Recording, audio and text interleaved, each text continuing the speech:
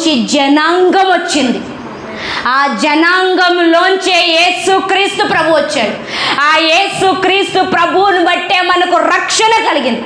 That is the value of a person. ఒక వ్యక్తి యొక్క విలువ అది. వ్యక్తిలోంచి ఎవరు వస్తారు? యేసుక్రీస్తు ప్రభు. ఈరోజు నువ్వు సామాన్యమైన వ్యక్తివి కాదు. You are not an ordinary person. The Christ is living in you, so you are the extraordinary person. క్రీస్తు నీలో నివసిస్తున్నాడు గనక నువ్వు ఎక్స్ట్రాడినరీ పర్సన్.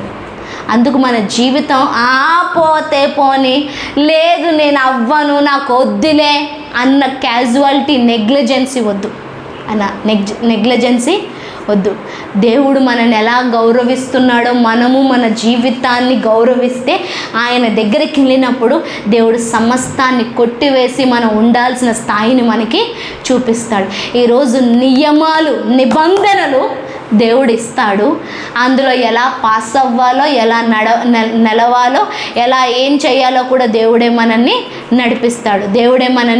నడిపిస్తాడు. అందుకని కోరాహు కుమారులు అన్నట్లు దుప్పి నీటి వాగు కొరకు ఆశపడుతున్నట్లు, దేవా నా ప్రాణము నీ కొరకు ఆశపడుతుంది. ఇప్పుడు ప్రాణం దేనికోసం ఆశపడాలా? దేవుని కోసం ఆశపడాలా? అన్ని విషయాల్లో కూడా దేవుని జవాబు చెప్పమని అడగగలగాల. నా